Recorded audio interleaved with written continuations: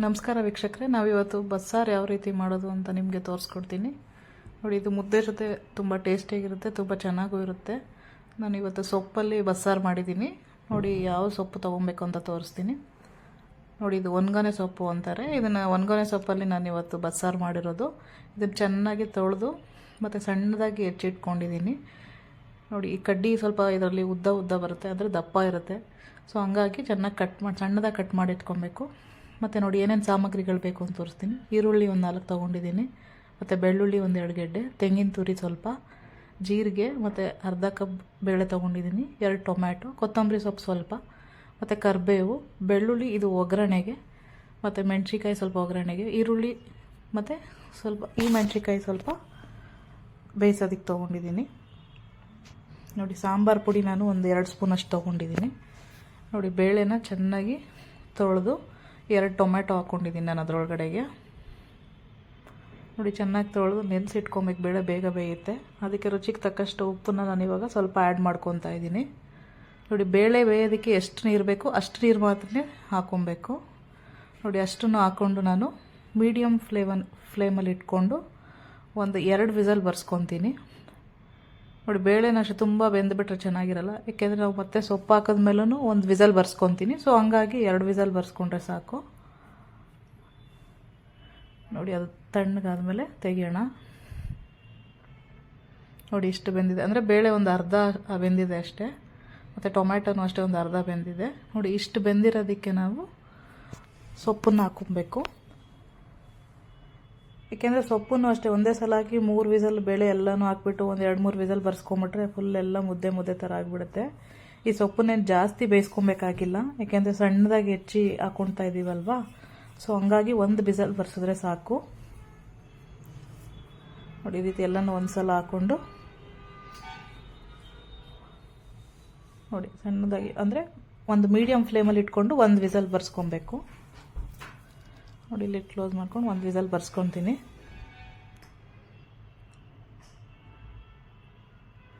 ನೋಡಿ, ಅದು ವಿಸಲ್ ಆದ್ಮೇಲೆ ತೆಗೆ. ನೋಡಿ, ಈ ರೀತಿ ಎಲೆ ಥರನೇ ಸ್ವಲ್ಪ ಇದೆ. ಒಂದು 2-3 ವಿಸಲ್ ನೀವೇನಾದ್ರು ಬರ್ಸಿದ್ದೀರಾ ಅಂದರೆ ಫುಲ್ ಮುದ್ದೆ ಥರ ಆಗುತ್ತೆ, ಅದು ಟೇಸ್ಟೇ ಡಿಫ್ರೆಂಟ್ ಆಗುತ್ತೆ. ಸೊ ನೋಡಿ, ಇದು ಬೇಯಿಸ್ಕೊಂಡಿದ್ದೀನಲ್ವಾ, ಅದನ್ನು ಹಂಗೆ ಒಂದು ಇದರಲ್ಲಿ ಬಸ್ಕೊತಾ ಇದ್ದೀನಿ. ನೋಡಿ, ಬೇಳೆ ನೋಡಿ ಕರೆಕ್ಟಾಗಿ ಇವಾಗ ಬೆಂದಿದೆ. ಅಂದರೆ ಬೇಳೆ ಫುಲ್ ಚೆನ್ನಾಗಿ ಸ್ಮ್ಯಾಶ್ ಆಗಿಬಿಟ್ರೆ ಅಷ್ಟು ಅದೇ ಒಂಥರ ಟೇಸ್ಟ್ ಆಗಿಬಿಡುತ್ತೆ, ಸೊಪ್ಪು ಜೊತೆ ಚೆನ್ನಾಗಿ ಅನಿಸಲ್ಲ. ಸೊ ಈ ರೀತಿ ಇದ್ದರೆ ಒಂದೊಂದು ಬೇಳೆ ತಿನ್ನಬೇಕಾದ್ರೆ ಹಂಗೆ ಸ್ವಲ್ಪ ಬೇಳೆ ಸಿಕ್ಕಿದ್ರೆ ಸ್ವಲ್ಪ ಚೆನ್ನಾಗಿರುತ್ತೆ ಅಂತ ನಾನು ಇಷ್ಟು ಬೇಯಿಸ್ಕೊಂಡಿದ್ದೀನಿ. ನೋಡಿ, ಅದು ನೀರೆಲ್ಲ ಚೆನ್ನಾಗಿ ಬಸ್ಕೊಬೇಕು, ಇಲ್ಲಾಂದರೆ ಅದು ನೀರು ಫುಲ್ಲು ಇದ್ದರೆ ಚೆನ್ನಾಗಾಗಲ್ಲ. ಫ್ರೈ ಮಾಡಬೇಕಾದ್ರೆ ಹಂಗೆ ನೀರು ಥರ ಬಿಟ್ಕೊಳುತ್ತೆ. ಸೊ ನೋಡಿ, ಟೊಮ್ಯಾಟೊನೂ ಅಷ್ಟೇ ಫುಲ್ ಬೆಂದಿದೆ, ಅದನ್ನು ಎತ್ಕೊತಾ ಇದ್ದೀನಿ ಒಂದು ಜಾರಲ್ಲಿ, ಚಿಕ್ಕ ಜಾರಿಗೆ. ನೋಡಿ, ಬೇಳೆ ಸ್ವಲ್ಪ ಮತ್ತು ಸೊಪ್ಪು 1-1.5 ಸ್ಪೂನಷ್ಟು ತೊಗೊತಾ ಇದ್ದೀನಿ. ಸ್ವಲ್ಪ ರುಬ್ಬಾಕಿದ್ರೆ ಚೆನ್ನಾಗಿರುತ್ತೆ ಅಂತಷ್ಟೇ, ಇನ್ನೇನಿಲ್ಲ. ನೋಡಿ, ಅದನ್ನು ಸ್ವಲ್ಪ ತಣ್ಣಗಾದ್ಮೇಲೆ ಅದನ್ನು ರುಬ್ಕೊಬೇಕು. ನೋಡಿ ನೋಡಿ ಟೊಮ್ಯಾಟೊ ಅದೆಲ್ಲ ಚೆನ್ನಾಗಿ ರುಬ್ಕೊಂಡಿದ್ದೀನಿ. ಇದೊಂದು ಬೌಲ್ಗೆ ಹಾಕ್ಕೊತಾ ಇದ್ದೀನಿ.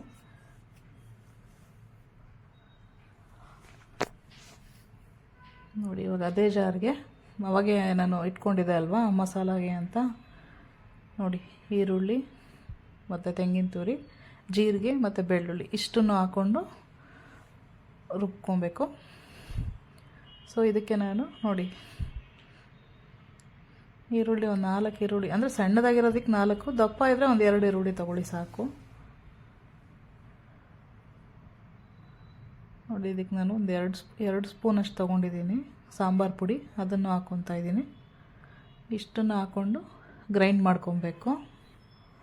ನೋಡಿ, ಈ ರೀತಿ ನೀವು ಗ್ರೈಂಡ್ ಮಾಡ್ಕೊಳ್ಳಿ. ಸ್ವಲ್ಪ ನುಣ್ಣಗೆ ಇದನ್ನು ರುಬ್ಕೊಂಡ್ರೆ ಚೆನ್ನಾಗಿರುತ್ತೆ, ಜಾಸ್ತಿ ತರಿಯಾಗಿ ಬೇಡ. ನೋಡಿ, ಅದೇ ಕುಕ್ಕರ್ಗೆ ನಾನು ಒಗ್ಗರಣೆ ಹಾಕ್ಕೊತಾ ಇದ್ದೀನಿ. ನೋಡಿ, ಚೆನ್ನಾಗಿ ಅದು ಕುಕ್ಕರ್ ಬಿಸಿ ಆದಮೇಲೆ 1 ಸ್ಪೂನಷ್ಟು ಎಣ್ಣೆ ಹಾಕ್ಕೊತಾ ಇದ್ದೀನಿ. ನೋಡಿ, ಎಣ್ಣೆ ಚೆನ್ನಾಗಿ ಬಿಸಿ ಆಗಬೇಕು. ಎಣ್ಣೆ ಬಿಸಿ ಆದಮೇಲೆ 1-2 ಟೇಬಲ್ ಸ್ಪೂನಷ್ಟು ಸಾಸಿವೆ ಹಾಕ್ಕೊತಾ ಇದ್ದೀನಿ. ನೋಡಿ, ಅದು ಸಾಸಿವೆ ಸಿಡಿಯೋ ತನಕ ಬೇರೆ ಏನು ಹಾಕ್ಕೊಳ್ಳಲ್ಲ, ಯಾಕೆಂದರೆ ಅದು ಎಣ್ಣೆ ಬಿಸಿ ಆಗಿದೆ ಅನ್ನೋದೇ ಗೊತ್ತಾಗೋದು. ಸಾಸಿವೆ ಸಿಡಿಯೋಕ್ಕೆ ಸ್ಟಾರ್ಟ್ ಆದಮೇಲೆ ನಾವು ಹಾಕ್ಕೊಬೇಕು. ನೋಡಿ ಬೆಳ್ಳುಳ್ಳಿ ಹಾಕ್ಕೊತಾ ಇದ್ದೀವಿ. ಬೆಳ್ಳುಳ್ಳಿ ಸ್ವಲ್ಪ ಜಜ್ಜಿಬಿಟ್ಟು ಹಾಕ್ಕೊಳ್ಳಿ, ಯಾಕೆಂದರೆ ಜಜ್ಜಿಬಿಟ್ಟು ಹಾಕ್ಕೊಂಡ್ರೆ ಅದು ಫ್ಲೇವರ್ ಚೆನ್ನಾಗಿ ಬಿಡುತ್ತೆ. ಸೊ ಹಂಗಾಗಿ ಜಜ್ಜಿ ಹಾಕ್ಕೊತಾ ಇದ್ದೀವಿ. ಕರಿಬೇವು ಒಗ್ಗರಣೆಗೆ ನೋಡಿ ಮೆಣಸಿನ್ಕಾಯಿ ಇಟ್ಕೊಂಡಿದ್ದೆಲ್ಲ ಸಣ್ಣದಾಗಿ ಕಟ್ ಮಾಡಿ ಹಾಕ್ಕೊತಾ ಇದ್ದೀನಿ. ನೋಡಿ ಇಷ್ಟನ್ನು ಒಂದು ಮೀಡಿಯಮ್ ಫ್ಲೇಮಲ್ಲಿ ಇಟ್ಕೊಂಡು ಫ್ರೈ ಮಾಡ್ಕೊಬೇಕು. ನೋಡಿ ಇವಾಗ ರುಬ್ಬಿಟ್ಕೊಂಡಿದ್ನಲ್ವ ಮಸಾಲ, ಅದನ್ನು ಹಾಕ್ಕೊತಾ ಇದ್ದೀನಿ. ಮಸಾಲನೂ ಅಷ್ಟೇ, ಫಸ್ಟ್ ನಾನೇನು ಎಣ್ಣೆಯಲ್ಲಿ ಈರುಳ್ಳಿ ಬೆಳ್ಳುಳ್ಳಿ ಎಲ್ಲ ಏನು ಫ್ರೈ ಮಾಡಿಲ್ಲ ಅಲ್ವಾ, ಅದರಿಂದ ಎಣ್ಣೆಯಲ್ಲೇ ಚೆನ್ನಾಗಿ ಮಸಾಲಾನ ಹಸಿ ವಾಸನೆ ಹೋಗೋ ತನಕನೂ ಫ್ರೈ ಮಾಡ್ಕೊಬೇಕು. ನೋಡಿ ಈ ರೀತಿ ಮೀಡಿಯಮ್ ಫ್ಲೇಮಲ್ಲಿ ಇಟ್ಕೊಂಡು ಚೆನ್ನಾಗಿ ಫ್ರೈ ಮಾಡ್ಕೊಳ್ಳಿ. ವೀಕ್ಷಕರೇ, ಇದು ತುಂಬ ಟೇಸ್ಟಿಯಾಗಿರುತ್ತೆ, ತುಂಬ ಚೆನ್ನಾಗೂ ಇರುತ್ತೆ. ಇದನ್ನು ನೀವು ಒಂದ್ಸಲ ಟ್ರೈ ಮಾಡಿ ನನಗೆ ಕಮೆಂಟ್ ಮಾಡಿ ತಿಳಿಸಿ ಹೇಗಿದೆ ಅಂತ. ನೋಡಿ ಇದಕ್ಕೆ ನಾನು ಅವಾಗೆ ಟೊಮ್ಯಾಟೊ ರುಬ್ಬಿಟ್ಕೊಂಡಿದ್ದೆ ಅಲ್ವಾ, ಅದನ್ನು ಹಾಕ್ಕೊತಾ ಇದ್ದೀನಿ. ಅದನ್ನು ಹಾಕಿ ಚೆನ್ನಾಗಿ ಫ್ರೈ ಮಾಡ್ಕೊಬೇಕು. ನೋಡಿ ಹೈ ಫ್ಲೇಮಲ್ಲಿ ಇಟ್ಕೊಂಡು ಮಾಡಿದ್ರೆ ಫುಲ್ ತಡ ಹಿಡಿದ್ಬಿಡುತ್ತೆ. ನೋಡಿ ಈ ರೀತಿ ಮೀಡಿಯಮ್ ಫ್ಲೇಮಲ್ಲಿ ಇಟ್ಕೊಂಡು ಚೆನ್ನಾಗಿ ತಿರ್ಗಿಸ್ಕೊತಾ ಇರಬೇಕು. ಅದು ಸ್ವಲ್ಪ ಹಸಿ ವಾಸನೆ ಹೋಗೋ ತನಕನೂ ಚೆನ್ನಾಗಿ ತಿರುಗಿಸ್ಕೊಳ್ಳಿ. ಆಮೇಲೆ ಅದಕ್ಕೆ ನಾನು ಬಸ್ತಿಟ್ಕೊಂಡಿದ್ದೆ ಅಲ್ವಾ ನೀರು, ಸೊಪ್ಪು ಬೇಯಿಸಿರೋ ನೀರು, ಅದನ್ನು ಹಾಕ್ಕೊತಾ ಇದ್ದೀನಿ. ಅದನ್ನು ಹಾಕ್ಕೊಂಡು ಆಮೇಲೆ ನಿಮಗೆ ಇವಾಗ ಚೆನ್ನಾಗಿ ಮಿಕ್ಸ್ ಮಾಡಿಬಿಟ್ಟು ನೀವು ನೋಡ್ಕೊಳ್ಳಿ ಎಷ್ಟು ತೆಳು ಬೇಕು ಎಷ್ಟು ಗಟ್ಟಿ ಬೇಕು ಅಂತ. ಇವಾಗೇ ನೀರು ಹಾಕ್ಕೊಂಬಿಡ್ಬೇಕು ನೀವು. ನೋಡಿ ಇದು ಸ್ವಲ್ಪ ಗಟ್ಟಿ ಇದೆ, ಅದಕ್ಕೆ ನಾನು ಒಂದು ಅರ್ಧ ಮುಕ್ಕಾಲು ಗ್ಲಾಸಷ್ಟು ನೀರು ಹಾಕ್ಕೊತಾ ಇದ್ದೀನಿ. ನೋಡಿ ಇಷ್ಟನ್ನು ಹಾಕಿ ಚೆನ್ನಾಗಿ ಮಿಕ್ಸ್ ಮಾಡಿ. ಉಪ್ಪು ಅಷ್ಟೇ ಇವಾಗ ನೋಡಿ ರುಚಿಗೆ ತಕ್ಕಷ್ಟನ್ನು ಆ್ಯಡ್ ಮಾಡ್ಕೊಬೇಕು. ಆಲ್ರೆಡಿ ಸೊಪ್ಪು ಬೇಯಿಸೋದಕ್ಕೆ ನಾನು ಹಾಕಿದ್ದೆ ಅಲ್ವಾ ಉಪ್ಪು, ಸೊ ಆ ನೀರು ಅದೇ ನೀರು ಹಾಕ್ಕೊಂಡಿರೋದ್ರಿಂದ ಸ್ವಲ್ಪ ಉಪ್ಪು ಅದರಲ್ಲೇ ಇರುತ್ತೆ. ಸೊ ಹಂಗಾಗಿ ಇವಾಗ ನೀರು ಹಾಕ್ಕೊಂಡಿರೋದಕ್ಕೆ ಎಷ್ಟು ಬೇಕೋ ಅಷ್ಟು ಉಪ್ಪನ್ನು ಹಾಕ್ಕೊಳ್ಳಿ. ಇದನ್ನೇನು ವಿಸಲ್ ಬರ್ಸ್ಕೊಳ್ಳೋದು ಬೇಡ, ಎಲ್ಲ ಚೆನ್ನಾಗಿ ಫ್ರೈ ಮಾಡಿರೋದ್ರಿಂದ ತುಂಬ ಹೊತ್ತೇನು ಬೇಕಾಗಲ್ಲ. ಸೊ ಹಂಗಾಗಿ ಓಪನಲ್ಲೇ ಇಟ್ಕೊಂಡು ಬೇಯಿಸ್ಕೊಬೋದು. ನೋಡಿ ಈ ಹದದಲ್ಲಿ ಇವಾಗೆ ಉಪ್ಪು ಎಷ್ಟು ಬೇಕು ನೀರು ಎಷ್ಟು ಬೇಕು ಅಂತ ಇವಾಗ ನೀವು ನೋಡಿಕೊಂಡು ಇವಾಗೆ ಸೇರಿಸ್ಕೊಬೇಕು. ನೋಡಿ ಚೆನ್ನಾಗಿ ಬೇಯಿಸ್ಕೊಬೇಕು ಇದನ್ನು. ವೀಕ್ಷಕರೇ, ಈ ವಿಡಿಯೋನ ಸ್ಕಿಪ್ ಮಾಡದೆ ಕೊನೆ ತನಕನೂ ನೋಡಿ. ಒಂದು ಬಾಣಲಿ ಬಿಸಿ ಆದಮೇಲೆ ಒಂದು 2 ಸ್ಪೂನಷ್ಟು ನಾನು ಎಣ್ಣೆ ಹಾಕ್ಕೊತಾ ಇದ್ದೀನಿ. ಅದಕ್ಕೆ ನಾನು ಸೊಪ್ಪು ಒಗ್ಗರಣೆಗೆ ಅಂತ ಮೆಣಸಿನ್ಕಾಯಿ ಕರಿಬೇವು ಮತ್ತು ಈರುಳ್ಳಿ ಇಟ್ಕೊಂಡಿದೆ ಅಲ್ವಾ, ಅಷ್ಟನ್ನು ಹಾಕಿ ಫ್ರೈ ಮಾಡ್ತಾಯಿದ್ದೀನಿ. ನೋಡಿ ಇದನ್ನು ಅಷ್ಟೇ ಜಾಸ್ತಿ ಫ್ಲೇಮಲ್ಲಿ ಇಟ್ಕೊಂಡು ಫ್ರೈ ಮಾಡಿಬಿಡಿ, ಈರುಳ್ಳಿ ಎಲ್ಲ ಫುಲ್ಲು ಸೀದೋಗ್ಬಿಡಂಗೆ ಆಗುತ್ತೆ. ಸೊ ಮೀಡಿಯಮ್ ಫ್ಲೇಮಲ್ಲಿ ಇಟ್ಕೊಂಡು ಚೆನ್ನಾಗಿ ತಿರುಗಿಸ್ಕೊಳ್ಳಿ. ನೋಡಿ ತೆಂಗಿನ ತುರಿ, ಹಸಿ ತೆಂಗಿನ ತುರಿ ಇದ್ರೂ ಬೇಕಾದರೆ ಇವಾಗ ನೀವು ಆ್ಯಡ್ ಮಾಡ್ಕೊಬೋದು. ನೋಡಿ ಈರುಳ್ಳಿನ ಚೆನ್ನಾಗಿ ಈ ರೀತಿ ಬೇಯಿಸ್ಕೊಬೇಕು. ನೋಡಿ ಈರುಳ್ಳಿ ಫ್ರೈ ಮಾಡಿದ್ರೆ ಒಂದು ಸ್ವಲ್ಪ ಕಲರ್ ಚೇಂಜ್ ಆಗಬೇಕು, ಅಷ್ಟು ತನಕ ಬೇಯಿಸ್ಕೊಂಡ್ರೆ ಸಾಕು. ನೋಡಿ ಸ್ವಲ್ಪ ಈರುಳ್ಳಿ ಬೇಯೋದಕ್ಕೆ ಎಷ್ಟು ಬೇಕು ಅಷ್ಟು ಸಾಲ್ಟ್ ಹಾಕ್ಕೊಂಡಿದ್ದೀನಿ. ಇಷ್ಟನ್ನು ಹಾಕಿ ಚೆನ್ನಾಗಿ ಫ್ರೈ ಮಾಡ್ಕೊಬೇಕು. ನೋಡಿ ಸಾಲ್ಟ್ ಹಾಕಿದ ತಕ್ಷಣ ಅದು ಫುಲ್ ಕಲರ್ ಸ್ವಲ್ಪ ಚೇಂಜ್ ಆಗೋದಕ್ಕೆ ಸ್ಟಾರ್ಟ್ ಆಯಿತು. ಸೊ ಈರುಳ್ಳಿನೂ ಅಷ್ಟೇ ಚೆನ್ನಾಗಿ ಫ್ರೈ ಆಗ್ತಾಯಿದೆ. ತುಂಬ ಜಾಸ್ತಿನೂ ಏನು ಫ್ರೈ ಮಾಡ್ಕೊಳ್ಳೋದು ಬೇಕಾಗಿಲ್ಲ, ಯಾಕೆಂದರೆ ಮತ್ತೆ ಸೊಪ್ಪು ಹಾಕ್ಬಿಟ್ಟು ಸ್ವಲ್ಪ ಅದನ್ನು ನಾವು ಫ್ರೈ ಮಾಡ್ಕೊಬೇಕು.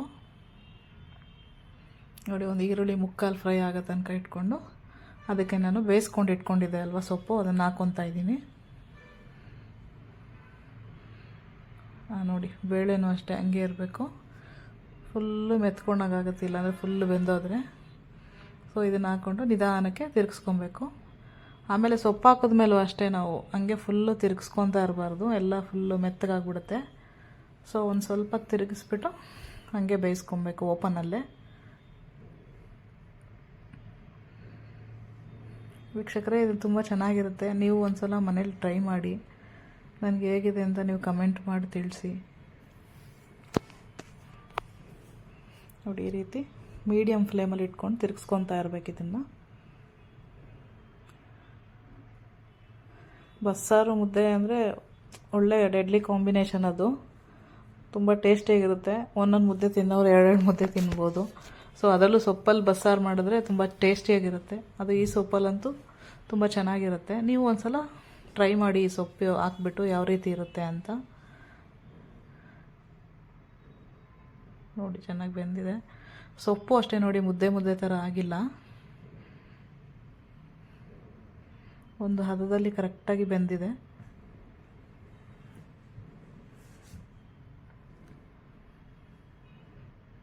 ನೋಡಿ ಹಿಂಗೆ ತಿರುಗಿಸ್ಕೊಬೇಕು ಈ ಥರ.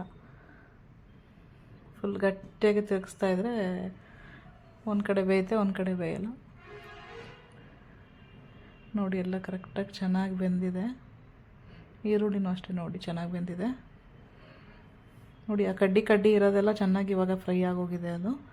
ಸೊ ವೀಕ್ಷಕರೇ, ಈ ವಿಡಿಯೋ ನಿಮಗೆ ಇಷ್ಟ ಆದಲ್ಲಿ ಪ್ಲೀಸ್ ಲೈಕ್ ಮಾಡಿ, ಶೇರ್ ಮಾಡಿ ಮತ್ತು ಸಬ್ಸ್ಕ್ರೈಬ್ ಮಾಡಿ. Thank you.